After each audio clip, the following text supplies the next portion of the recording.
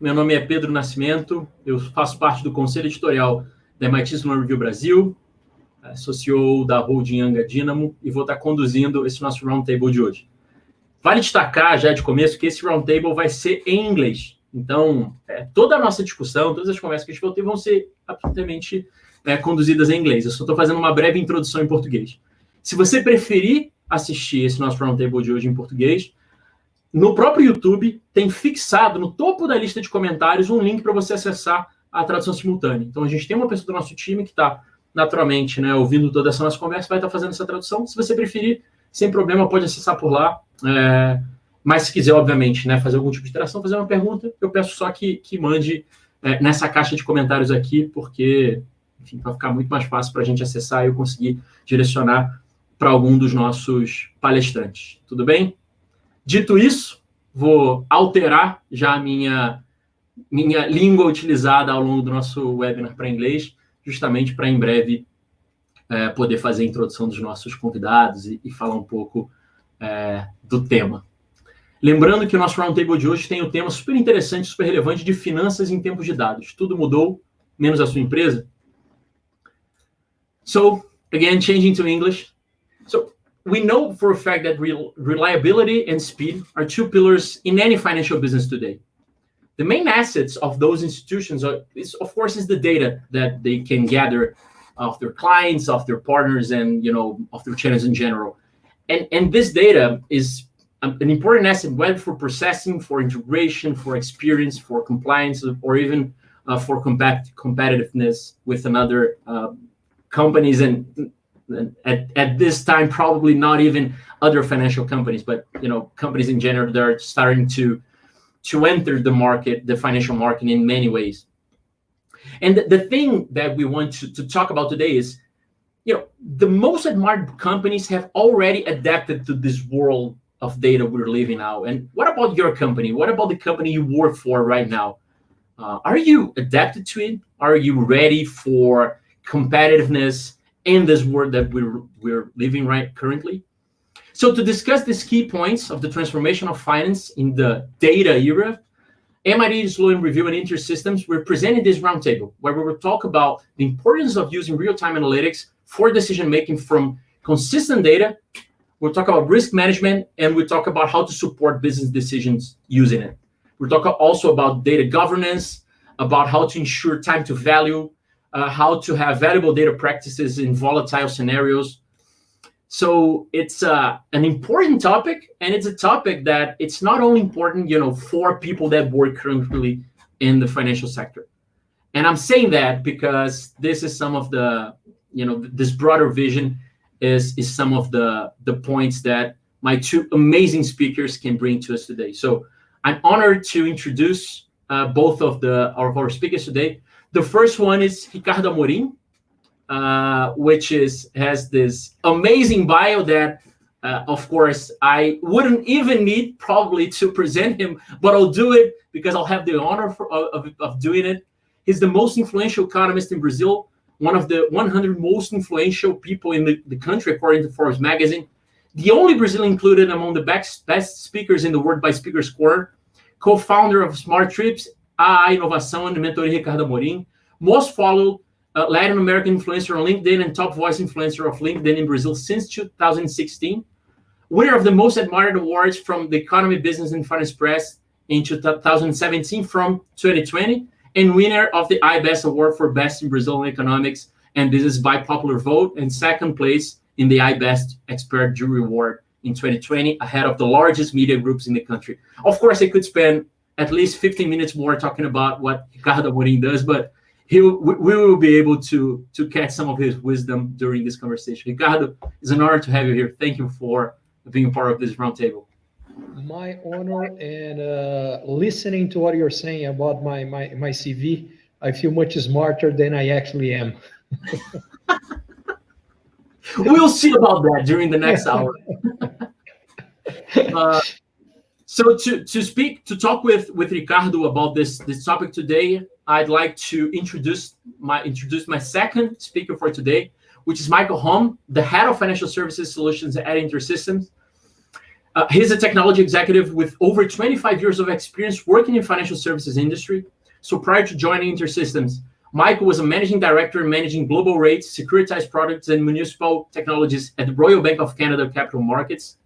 Previously, he was an executive director overseeing cross-product technologies, including risk, sales, and trade management, and Nomura Securities. Michael started his career at Lehman Brothers, building systems in the rates, foreign exchange, and emerging market areas. Later on, he became senior vice president, leading securitized products, whole loans, real estate, and principal finance technologies. He holds a bachelor's degree in computer science from Columbia University School of Engineering and Applied Science, and he's our second speaker for today. So, Michael, it's a pleasure to have you here. Thank you for being with us today. Thank you for having me. It's a pleasure. Perfect. So, just before I start the questions to our speakers, I'd like to share that anyone can, post not only comments but questions in the comment section in YouTube. So if there's anything you'd like to ask Ricardo or Michael, please feel free to send it directly in the comment section of YouTube. I can see everything over here, and I'll direct it to Ricardo and Michael. So, since Ricardo already joked about how the CV maybe sounds, even more smarter than he is, even though I'm pretty sure it's not the case. I like to start with, not a difficult question, but one that's kind of, in a way, maybe philosophical, or, you can understand it the best way you like, which is, we're talking about data in finance, and, both are themes that I know you're pretty comfortable talking about. And one of the interesting parts of, the business model that are, being driven by data right now is, for, probably since we invented management, there was this, maybe this trade-off between speed and quality of our decision-making, right? We always talked about, I remember when I studied management in college, we always talked about, you can either have speed, efficiency, and everything like that, or quality and being a good decision-making process, or things like that. And my first question to you is, is it possible right now to break free of this, eternal trade-off that we always had in management between speed and quality or reliability or stuff like that, given the fact that both of them are pretty important to be competitive in a world, inundated by data? I don't have any doubts that it is possible. And the first reason is that I think that a big shift has happened. When the problem that we had in the past was difficulty of gathering data and not enough data to take decisions, you needed more time, because that was the time that was necessary to gather this data, to analyze this data, and to get to the best conclusion. Nowadays, the problem is exactly the opposite. It's not a lack of data, it's excess of data. So how to deal with it? The first thing is that you need to automatize the whole process in a way that you can, at the same time, gather and analyze. And the tools are available for that, and they have been available for a long time, especially AI, especially artificial intelligence. The difference is that as time goes by and the computing power of computers goes up, the ability to transform data into insight has evolved a lot. And that's something that I know a little bit, because back in 1993, I used to use artificial intelligence models to forecast what would happen with Brazil's financial markets, more specifically with the FX rate and the stock exchange. The difference is that from 1993 up to today, the average speed of computers, based on Moore's law, that every 2 years or every 18 months, it basically doubles. Now it's roughly 32 times faster, the computers in average, than the ones that I used to help me at that point. And by the way, artificial intelligence has been available much before I used. It was back in the 60s. And as compared to the 60s, now computers are more than 200 million times faster than they used to be. And probably not too far away, we're going to have quantum computing, which in just one shift, this is going to increase more than it has increased since the beginning of artificial intelligence. So my whole point is, even as of today, it's already possible to take fast decisions and accurate decision. And this is going to become more and more possible as time goes by. Michael, I suppose that's probably something that people ask you a lot, right? How can I make better decisions and at the same time I want to make them as quickly as possible? So how do you tackle those challenges, in all the interactions you have with clients? Well, I think Ricardo kind of clearly made the foundational statements there, right? Like technology today has enabled that, right? So there's no real excuse why you can't process all the data that you have at speed, and also ensuring that there's quality, right? So, from our perspective, in working with our customers and trying to solve for exactly that, we focus on enablement and agility as two primary kind of goals, right? So if you think about, what does that really mean? Well, it's making sure that you have good data to begin with, right? So that's part of it. You make sure that you can capture all the data that you need, but then you also need to be able to use it. And I think that's a key point that may differentiate a lot of folks today, right? Everyone has the same capabilities all about where, they all have access to the same hardware and so forth. But it's really now, how do you use that data appropriately, right? So, to enable yourself and also to make sure that you can provide agility to your business, you need to think about how you can actually keep your data all integrated in some form, right? So you need to make sure that you can monitor your data, govern your data across, right?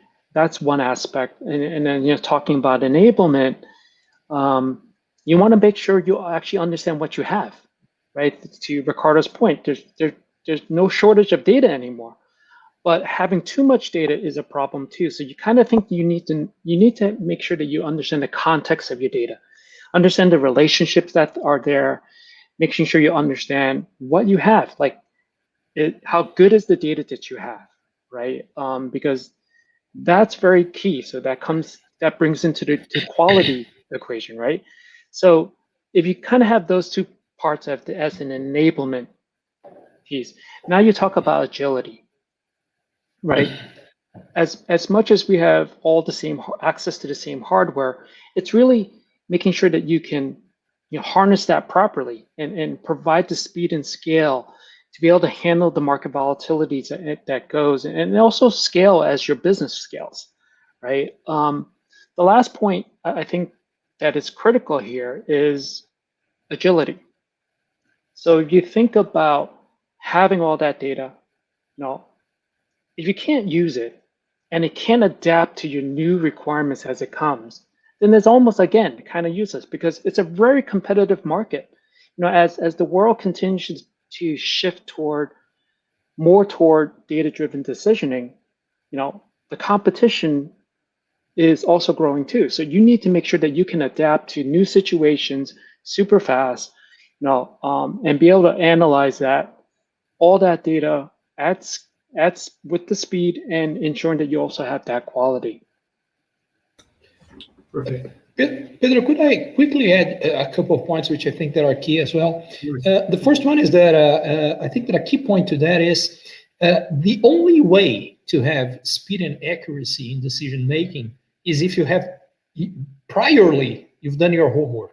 So the key point is you will not have speed and accuracy if you decide that now I need to decide on something that previously you didn't do everything that Michael has already said. Because if you priorly you didn't work to have good data, to have the analytical tools, and to have the dashboards that can provide the speed and accuracy, it won't happen. So I think that's the point number one. The point number two is quite often what I see is that people take the available data and try to get the insights from the data that is easy to collect. And I think that's a big mistake, because sometimes it does work well, but sometimes it's the opposite. The most easily to collect data is not the one that is going to provide the answers that you need. So I think you need to reverse the process, which is what is the question that would really, if answered, would really make a big difference in your business? And what is the data that could provide this answer? And then you need to build the process to generate the data that you need to learn. That's the way to build a learning organization and something that is going to be better and better going forward. And so that's the second point that I would make. And the third one is to be very conscious of what the data can tell you and what it cannot tell you. Because quite often what happens is that people are trying to look to some information that is not in the data, could not be in the data, and because of that, they actually come to the wrong conclusions. There is a very interesting story that happened in World War II, which is at a certain point, by the way, this was a war that basically, it was the first war, the airplanes were key. And the Americans, trying to get an edge, decided to reinforce their crafts. The problem was that there was not steel enough to reinforce all the crafts, and on top of it, all the aircrafts, and on top of it, the aircrafts would be too heavy if the whole machine had extra layers to be able actually to withstand more firing from the Nazi airplanes. So what they did, they took the airplanes and they started mapping out where the airplanes were shot. And then they had a map with an airplane with all the points that they were shot. The first conclusion was, let's reinforce all the points that have many shots. Until a mathematician came and said, you're absolutely wrong. It's exactly the opposite. Because the airplanes that you're looking at are the airplanes that came back. The ones that were shot in the points that you don't see the shots are the ones that actually were not able to come back. So basically, you need to reinforce where there are no points, what is out of the data. And that was because of survivorship bias. But that's just one example that you really need to understand the context of your data. Otherwise, you're going to probably take exactly the wrong decisions. You know, I love this example, Ricardo, because I was reading actually an example about data in financial markets like earlier today about this company where they were developing this model for risk management, for, having credit scores for people. And after a while, they noticed that they were only using in the model people that already had been vetted from someone inside the bank. So people had been vetted, and after that, they started to collect information about it. Of course, there's a lot of bias in that because it's, 99% of people that were looking for credit inside the company, didn't got into the model anyhow. So I think that's pretty interesting what you're trying. So what our data is not saying that we should listen, right? Yeah, and I think that's a really key point when you think about how you start training models and you refine your models, and your completeness of your data and the diversity of your data that you pull in, matters a lot, right? If you're only taking, like, say, one data point or 2 data points, then obviously there's going to be some anomalies that come out of it. So, it's a lot. We talk about storing as much as you can, but there's logistical issues around that. But there is a real good case to be said about making sure that you run your tests, right? You do a testing of the models to make sure that there's no bias, right, around the model itself, and having many eyes into it, and just try and make sure that you are utilizing your data correctly. Pedro, if I could come to your example in terms of risk management in financial institutions, one thing that I think that especially fintechs that are challenging some of the big banks in Brazil should be quite aware is of adverse selection in terms of who apply for credit with them. Because quite often what happens is the guys who already were not able to get credit with some of the most big and traditional institutions are exactly the ones that are applying for credit in those new institutions that are offering them credit. So you're getting actually obviously that's a generalization, but as a generalization, in average, you're getting the worst possible clients. And you should be aware of that, because otherwise you probably run into trouble. Interesting. Yeah, it makes a lot of sense. There's a lot of adverse selection in there. And my follow-up question to that would be, what for? When we're talking about, collecting data and data points and everything like that. So from your experience, and I love to hear Michael, working with a lot of clients, but of course, Ricardo, which knows a lot about financial market in Brazil, what for? Using them for, just to analyze credit, or there are some interesting ways of looking at data that you're aware of? And I'm asking that because two examples came to my mind. So for example, we know for a fact that even though banks generally collect a lot of data regarding risk, there are some interesting banks in Brazil that are focusing on collecting data regarding customer, interactions to work with, customer experience, which is not that much of a thing, 10 years ago when we talk about data collection in banks, right? And there's this second example that I like to add up. I was talking with this, this fintech, where one of the data points that they collected regarding risk was the time the person spent reading the contract.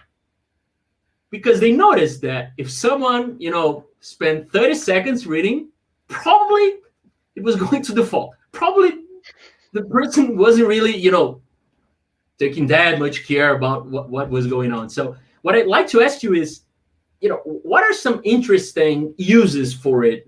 Since we're already living the only, the traditional risk management models inside of financial institutions. I guess that depends on the sector.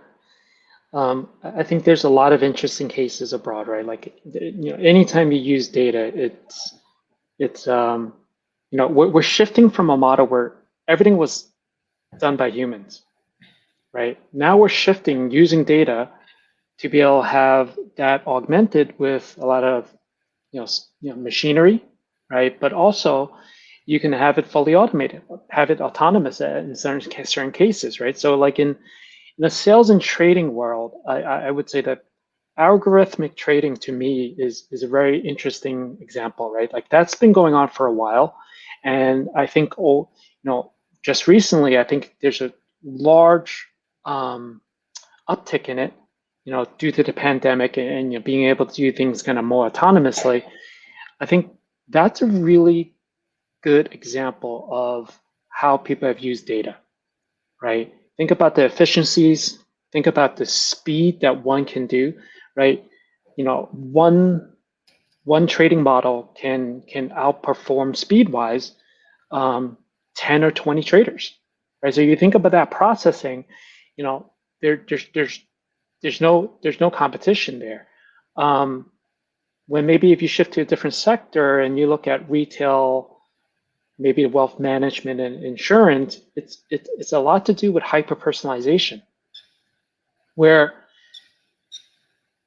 with all that data, so structured, unstructured, social data, some health data, every single data point that you can grab, bring that all together and being able to know what a customer will want or need in advance, and having that rich conversation, virtually or augmented with a human is a great advancement in my eyes. Like I think that that whole ability to tailor solutions now to people versus just bucketing them into general categories and saying that you're that, right? I think that's a great evolution for our customer, but also for companies as they start to evolve.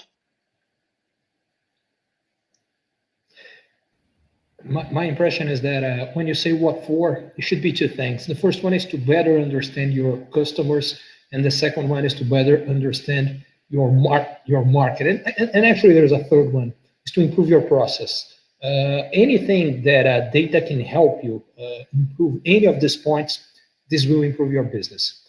This will make your results better. This will reduce your risk.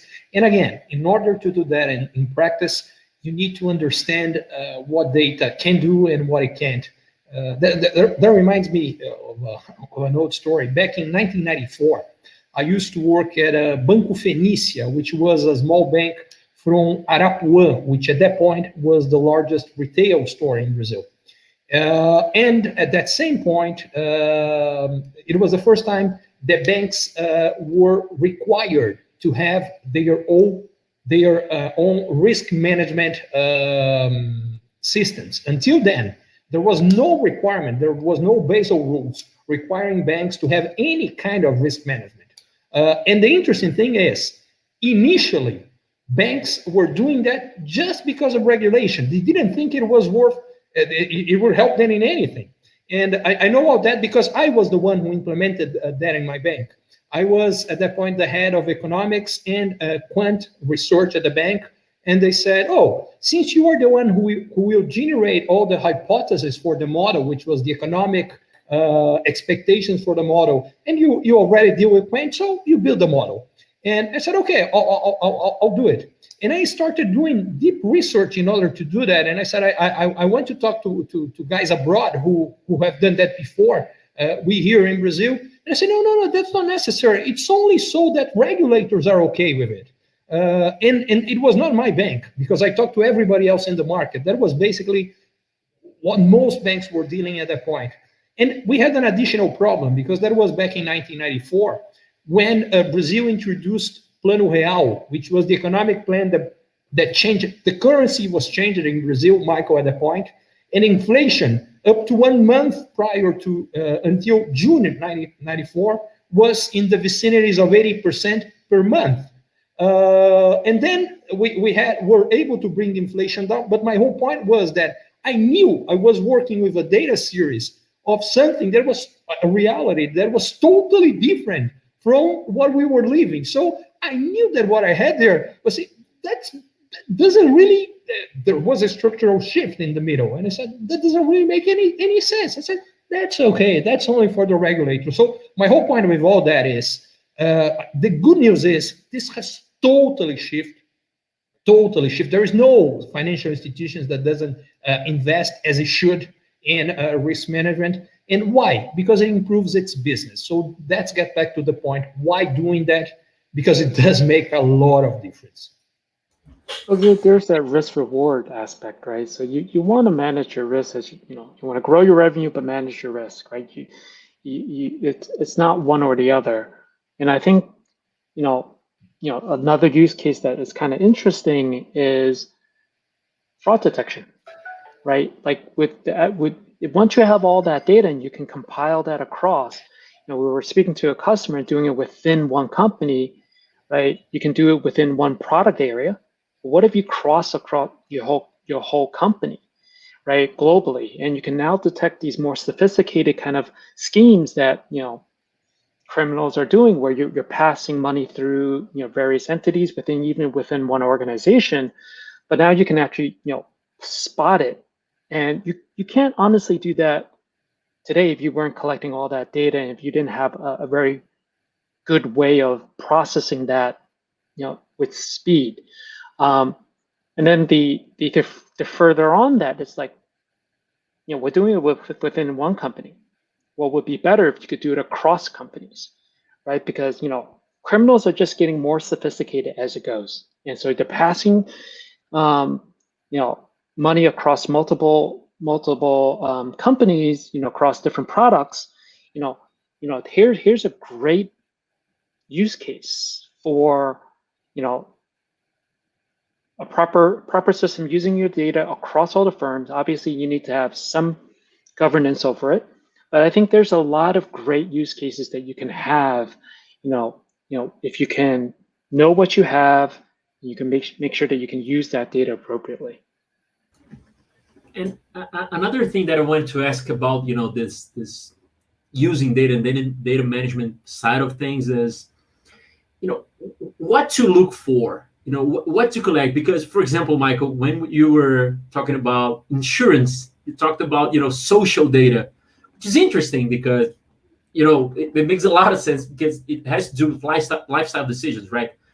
So the thing I wanted to ask is, what to look for in your experience, what to collect, because it's not about, again, going to the the ancient risk models and the stuff that Ricardo had to do in 1994, it's not anymore looking at a historical series, hope there's not a currency change in the middle of it, and try to extrapolate it to the future. So what do you see organizations looking for? Is there only product data? It's data about, interactions with customers. It's things that are not inside the company. It's third-party data. What to look for? That's a tough one, right? Because it all depends on what you're trying to do. And I think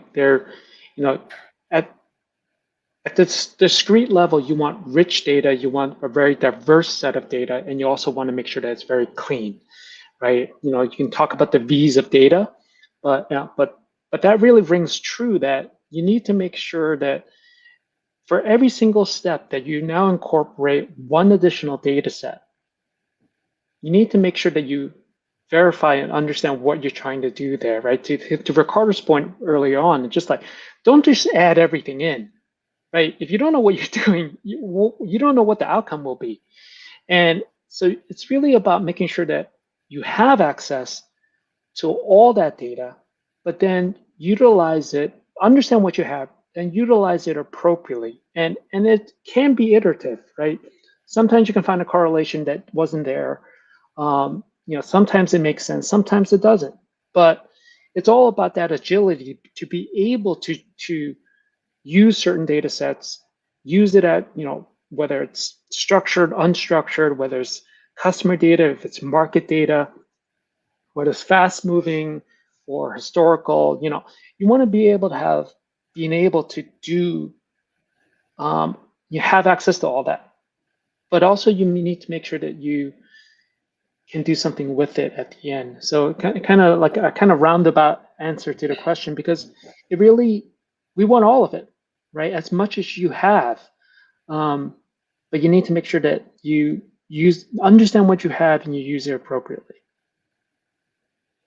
Makes sense. Yeah. I think that what I would say is that you need to look for data that can improve your knowledge, which means something that can either confirm or actually prove wrong something that you believed. In that sense, you need to find data. And the second point is, ideally, data that could make you learn something that other people and other institutions don't know. Because the value of knowing what everybody knows is limited. The value of knowing what only you know is immense. Let me be more specific. If I give you a series which is 2, 4, 6, 8, and I want you to tell me, you can give me other numbers to check your hypothesis of what is the logic behind the series. Usually what people say, okay, is the other number is 10? I said, yeah, it could be 10. And then 12? Yeah, it could be 12. And they say, oh, I know. It's the numbers are going up 2 by 2. I say, no, the numbers are just going up. But in order to know that, you should have asked something to me, which is, could the other number be 22? I said, yes. And then you would think, oh, it's not what I was thinking. You need to ask what would disprove what you thought before. Because if you're only looking for data that confirms what you already thought before, you will not learn anything new. So I think this is absolutely key. And the second point, which I think it's important that Michael touched, which is to understand what not only the data, but what the model can do, cannot do, and will do. And I'll give you, again, another example of this when I used AI to forecast what the financial markets would do in Brazil. So based on all the training that I had on everything, I had a certain understanding of how often the model would be right and wrong, and what happened when it was right and wrong.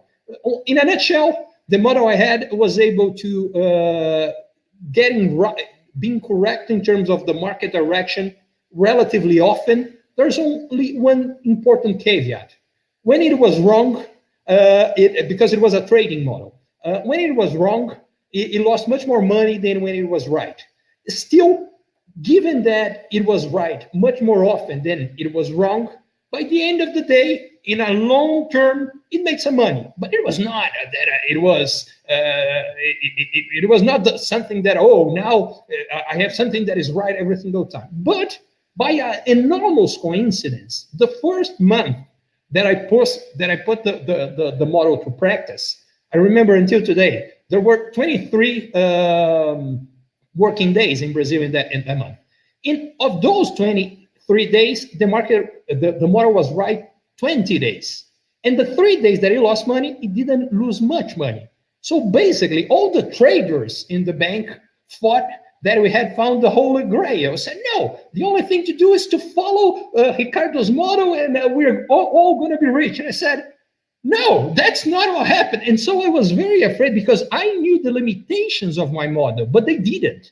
And then I come to the head trader and said, you need to tell those guys not basically to copycat my model, because I know it will not be as good as this. And more than that, they're going to be right 2, 3, 4, 5, 6 days in a row. In the 7th, they are going to bet big, and they're going to lose really, really big. And so I started being very scared, because the first thing that you need to know is the limitations of the data, and not only the data, the models.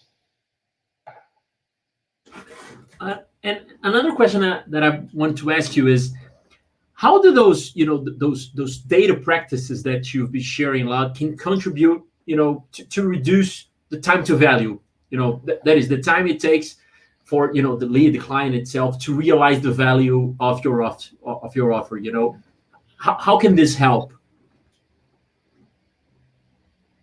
Who is that? Is that to Ricardo or to me?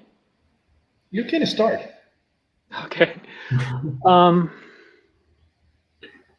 So let's see. So how can it help? So if you have good, clean data, I think, from a time to value standpoint, you can prepare, you have faster preparation already, right? So you have better scenario analysis. I think, as we spoke before, I think you have better understanding of your customer.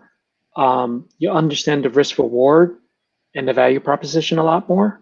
Now that just helps you overall to make a more informed decision, right? Or a much more targeted approach to opportunities, right? And I think that in essence kind of really makes you be able to have better insights and to make smarter decisions as you go.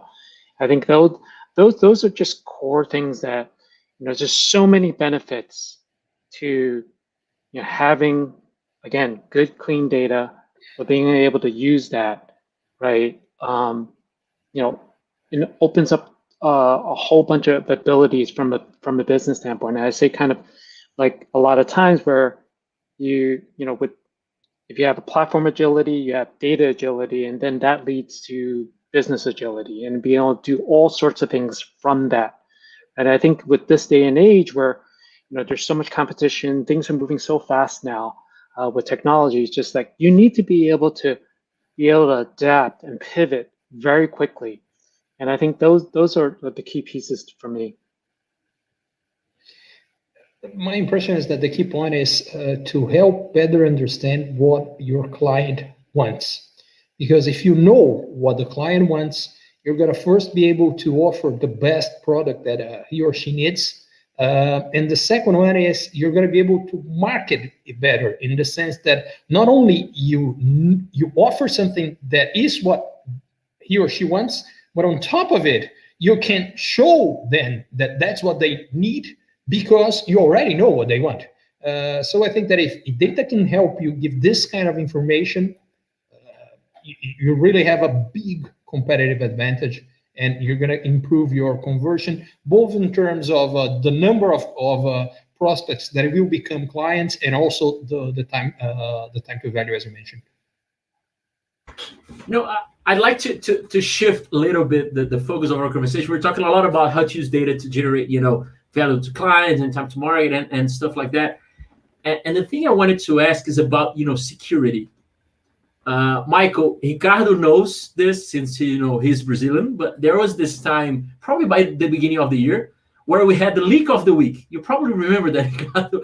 Some institution in Brazil had a huge data leak, and there's already even sites where you can see how many times your data have been leaked by some institution. And there has been a leak in the site that, look for leaks in another institution. So we have this crazy thing happening in Brazil by the beginning of the year, where I think in a way it was a wake up call regarding the importance of security, of data governance, and of things like that. So I'd like just to start the topic by what companies should be looking for, how could they be preparing for it, because we're talking a lot about using it to create value, but there's also the downside of having a lot of data, right? I've heard from a colleague once that data was the new oil. Now people are saying it's the new uranium. It can generate a lot of revenue, but it can kill you as well. So what's your insights in that, in data security, in this world full with a lot of data? Yeah, I think that's a very good point there. As much as you're accumulating all this rich and valuable data and trying to make proper use of it for a competitive advantage, if you don't secure your data, obviously, and someone steals it, and so that there's reputational risk there. There's obviously regulatory fines that potentially, might come across. There's monetary risk, right? So, if you lose your data, obviously that's, you can lose your customers. You can have shareholder trust issues. That's a tough one, and I think people are, there's conversations around, as much as it's great to have all this data, there's conversations having too much data, and then use it and then destroy it, not accumulate. So I think that there's arguments for both sides. At a certain point, the amount of data that we have is ever growing, right? And at a certain point, you kind of says, well, what are you going to do with all of it, right? If you don't, again, come back to context, it's almost useless. And part of it also is that data becomes stale. And so if you kind of don't really think about what you have, it can be a big mess. And I think that comes to the governance aspect, right? Like, if quality is a continual process, right? Quality control.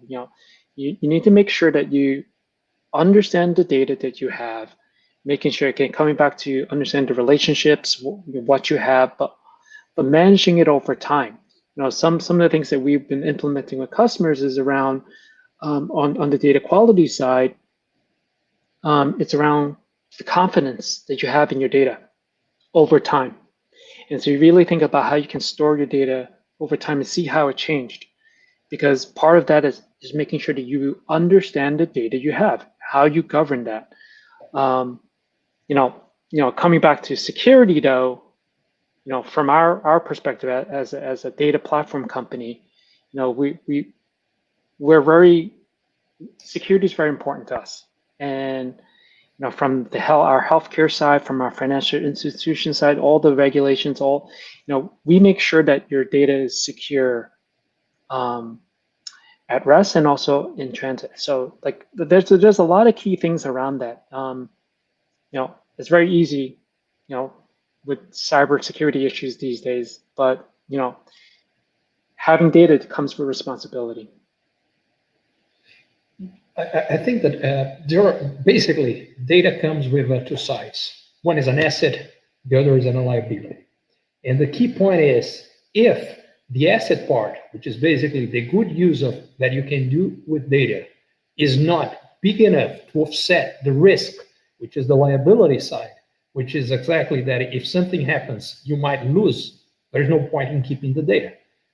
Because then you have a liability that's much bigger, a risk, and then the asset that you have. There's no point in that.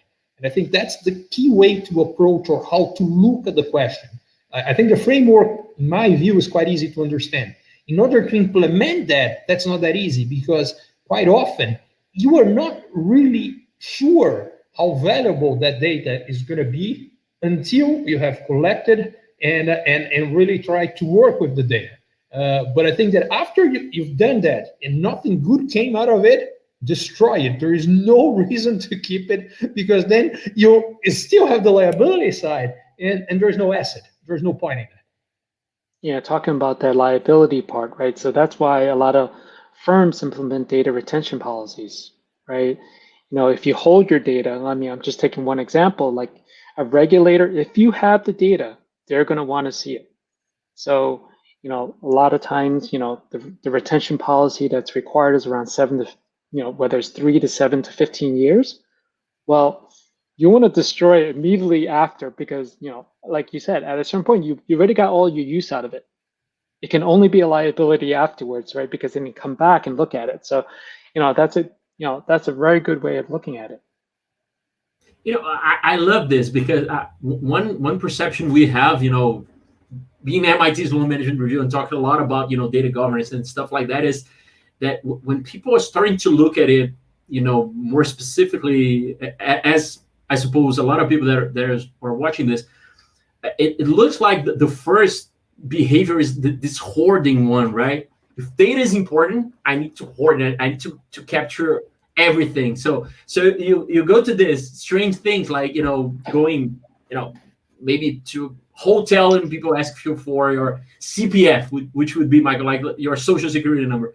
They just don't need it to do anything at all, or stuff like that. So I think it's pretty interesting, this vision you share, Ricardo and Michael, about the liability and asset side of stuff, because then hoarding becomes a huge risk, right? Yeah, and I think that the hoarding part is key, because we hear stories, for instance, of people who used to keep old newspapers. So they have all and I mean in paper. There was a story. I used to live in New York City, and there was a story of someone in the city that at a certain point there was a structural problem in the building, because the person was keeping the newspapers for decades, and it was heavy, very heavy. And so it was a serious problem. My whole point is, the picture was amazing, because there were those huge piles, and they need to move as if they were in I don't even know where, because they couldn't move in their own house because of hoarding. And it's not only physical data, but the same thing happens with digital data. It can be so much that it's a mess. It's a huge mess. It doesn't help. It's a liability. There's no point in it. And since we're talking about, getting the value out of data and when it is useful and when it is not, I'd like to ask a question that has a lot to do with the story that Ricardo shared about 1994, which is, what are, the valuable practices or best practices? I don't know if there are any best practices for it, but about data in volatile scenarios, when longer term planning is maybe it doesn't work that much. So, for example, there's a lot of machine learning models that on March 2020 went bust, right? After COVID, it was useless most of the time. So what to do in these scenarios? Because, usually, like Ricardo said, if you have a good, maybe historical series, that's pretty good. But if people change currency in the middle of it, then what? So what to do in these cases? So Michael, Ricardo, from your experience, when things change a lot, what can you do? So that brings up an interesting point around, I guess, the usage of all this automation, right? So, we need to be careful that there needs to be some kill switches, right? So you think about like certain algo shops, right? They're very automated, like 98, 99% of their trading is done through, machinery, right? So they have a bunch of algos that continually run, but, when something doesn't jive, right? It's out of the ordinary. You can have, as Ricardo mentioned before, it's just like you have this extraordinary loss because it didn't account for it properly. And I think that's where the balancing act between kind of humans and machines, where, granted, machines are very good at execution and processing, right? Like they're way faster than humans can do.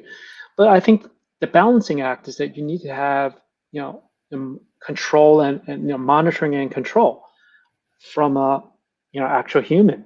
And that's where kind of, I see and, what we work with customers on is that balancing act, making sure that you can have this control, making sure that you can look at how things and be agile about it, because nothing's perfect, right? Your data is not perfect. You will have situations that are different, and you need to just make sure that you are,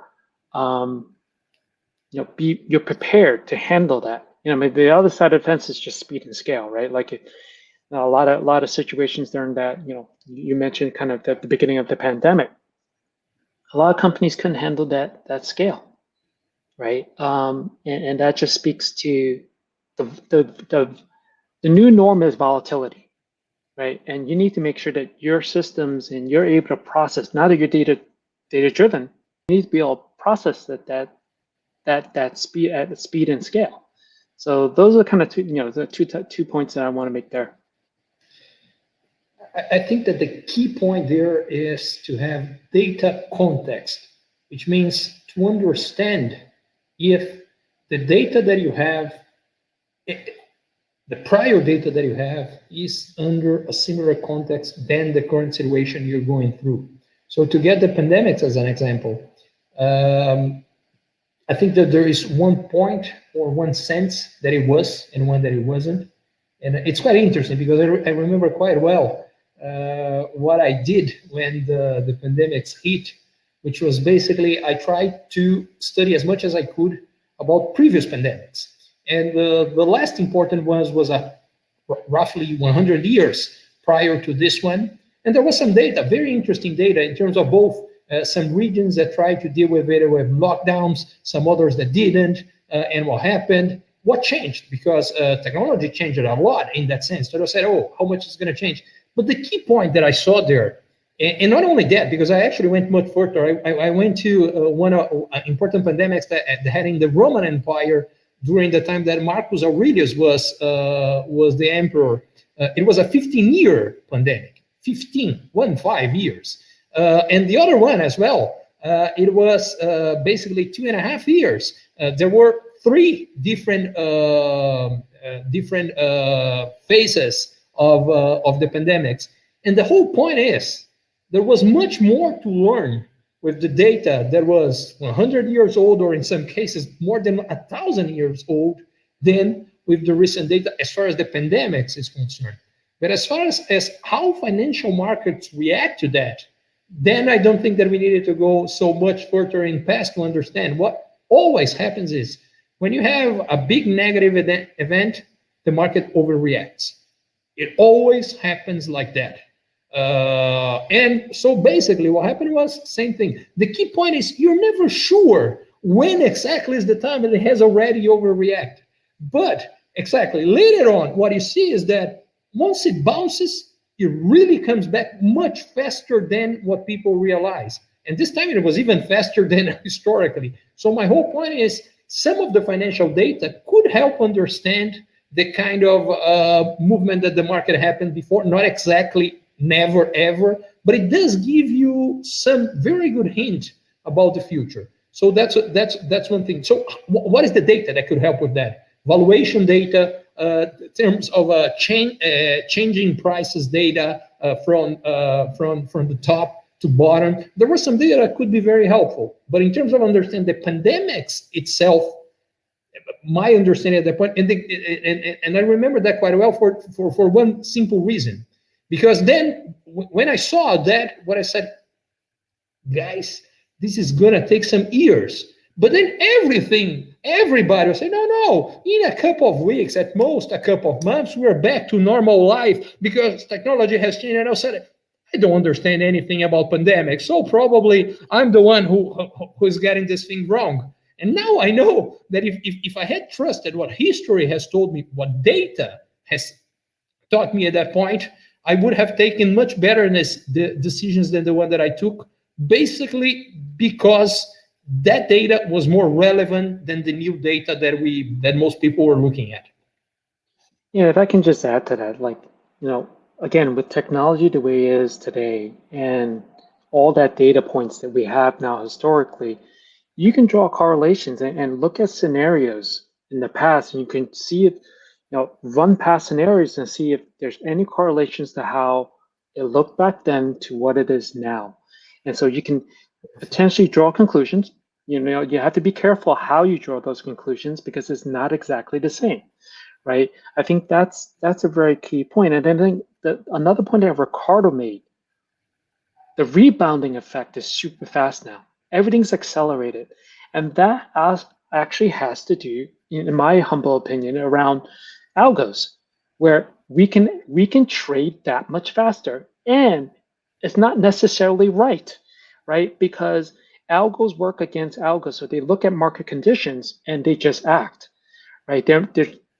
I'm not saying it's illogical, but then there's an amplified effect where it just goes that much more. Oh, market's moving up, let me buy, right? Market's going down, let me sell, right? I'm just simplifying it, but if that just makes why I said before, volatility is the new norm, because the way we're moving, everyone, just think of all actions moving that much faster. In a data-driven world, everything is moving faster. So you need to make sure that everything that you have can move that fast.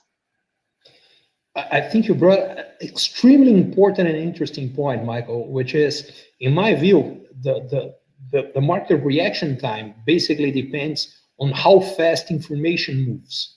So basically, back then, when Napoleon was trying to invade the UK and was not able to, and then there was a board that came with the information, and so that the Rothschild could trade that back in Paris. It took a couple of days for the board to cross. I'm not sure if a couple of days, but it took a long time for the board to cross the strait, the man, how do we call that? Canal da Mancha. Anyway, I just forgot the name of it in English. But anyway, to cross between the UK and France. Now with the algos, we are talking about nanoseconds. So I totally agree with you that the reaction time has changed. The only point that I have a slight difference is I'm not sure if necessarily that brings more volatility all the time. I think it brings much larger volatility bounces. What I mean by that is that at certain points, this thing that all the algos are moving in the same direction actually causes the opposite things, which is big trending markets. But then it becomes extreme up to a certain point that something shifts the balance, and then you're absolutely right. Then volatility comes with a revenge.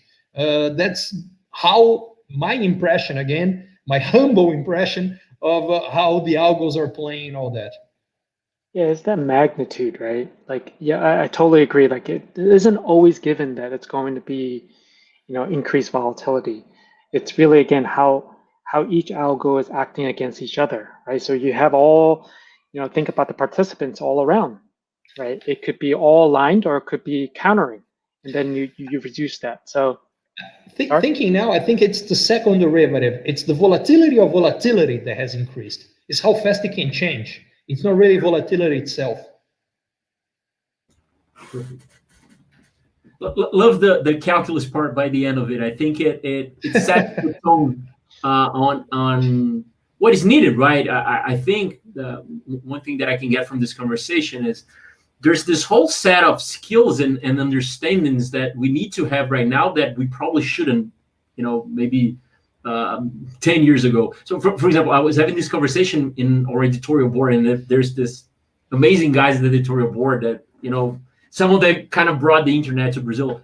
And one of the things we were talking about is how it's, unless you have at least the basics and statistics, you're probably not going to be able to have the conversation with the person that you're going to need to, that's going to create something for you. There's going to create a model for you or something like that. Or maybe the basics of, technology, what is possible, what's not possible. So I think there's one thing that's pretty interesting that I also got from this conversation is there's a thing about fluency, right? I think we're probably going to need some different fluencies that we had maybe a couple of years ago, right? I think you're absolutely right. But I'm not sure if it was that different before. What I mean by that is that maybe now it might be even more important, but I think it has always been important, because even let me give you an example of in practice, the survivorship bias that I mentioned that is going on right now. So Michael, there are many people in Brazil who say that the best way to deal with COVID is what they call a previous treatment, which here in Brazil is called the COVID kit, which is basically in hydroxychloroquine, which basically the tests have proven it doesn't work. Why so many people in Brazil still believe it does? Because they know someone who used and got quite well. The only problem is 80% of those who get COVID don't have any symptoms. So there is a 4-against-1 probability that nothing is going to happen. And if it happens to be someone who has taken the medicine, they would be well anyway. But they say, oh, it was because they have There's taken causality, this. right? Yeah, and in terms of mortality, it's even worse, because roughly it's 3% of those who get in Brazil, which hasn't done a good job in fighting it. It's 3% of those who get the illness who eventually come to die. So you say, oh, they took the medicine and they're good, they're alive, it worked. Yeah, there was a 32-against-1 probability. If they didn't take it, it would work. So if people don't understand, basically they don't understand data, they come to the wrong conclusions. And the big thing is, they fight hardly about this thing.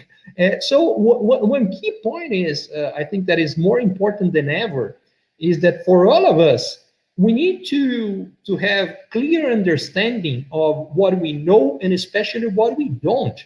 So, but it's very hard for someone to admit, I don't understand how numbers relate to themselves. They think they do.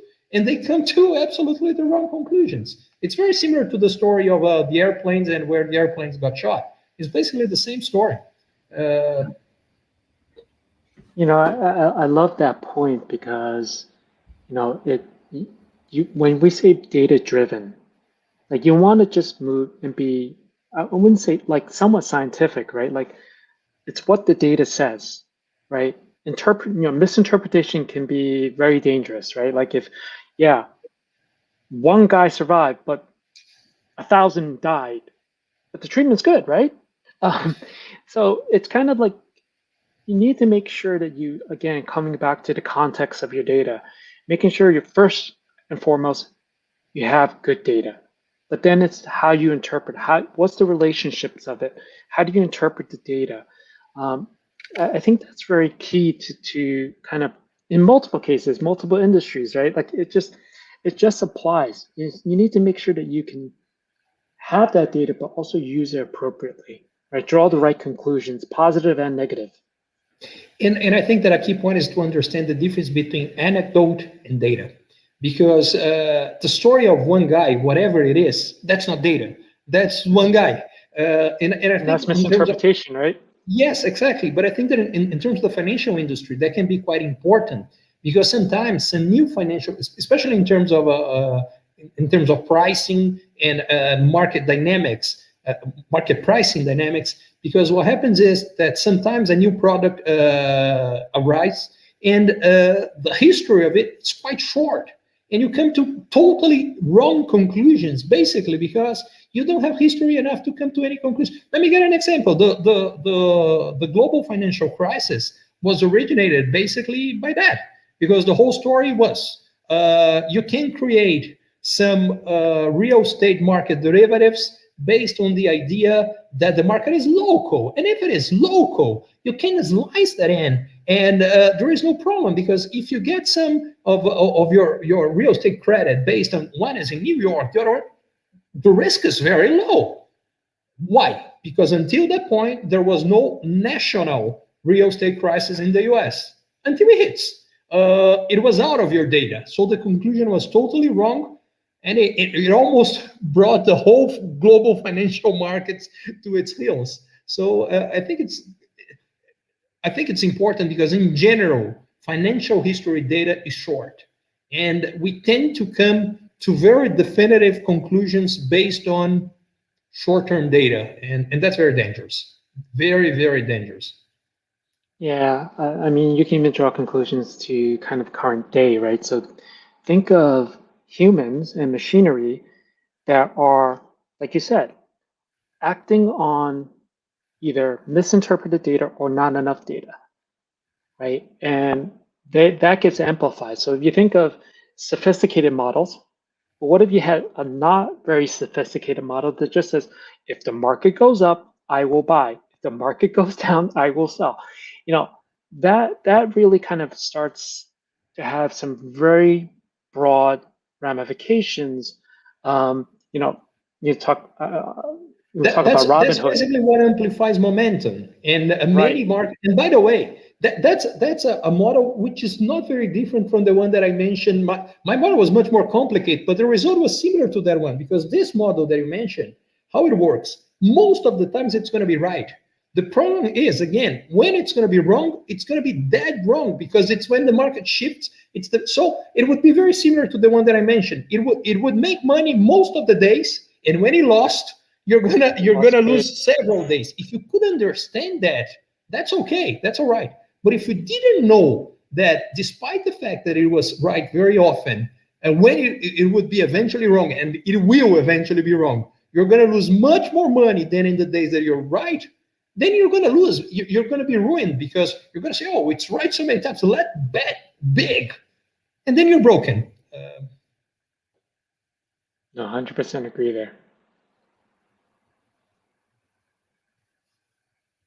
Pedro, you're on mute. Sorry. You're mute. There we go. Sometimes it always happens in. It's not a conference if someone hasn't spoken on mute. Exactly. So I just inaugurated it. So, but folks, it's been amazing to host this conversation between both of you. I've been learning a lot throughout this time. I unfortunately, people are going to be mad at me because I totally lost track of it, and we're like 7 minutes after our time. But I didn't want to lose any of those wisdom nuggets that you both had about data, about finance, and about everything about it, and about this mindset that we're going to need, be it in the financial markets or not, that we are going to need even more during those times. So I'd like to thank you, so very much for participating with us. It's been such a pleasure and an honor to host this conversation. Of course, open for both of you, some final remarks or some, bye-bye or whatever you prefer. So please go for it, Ricardo, Michael, whichever wants to be the first. It's been a pleasure. Please, Michael. Ricardo, well, thank you. It was a very interesting and engaging conversation, so thank you. Pedro, thank you for monitoring and hosting this. It was a very informative for me, and hopefully for all our audience. Thank you. I just want to say that I've learned a lot. I'm still much more stupid than the guy that you mentioned in the beginning of our talk, but I'm less stupid than I was when I joined. So thank you for both of us for that. Thank you so much, both of you. Thank you to all of our attendees, and have a great night, you all. Thank you again. It's been an honor. And be safe. Bye-bye. Be safe. You too. Thanks.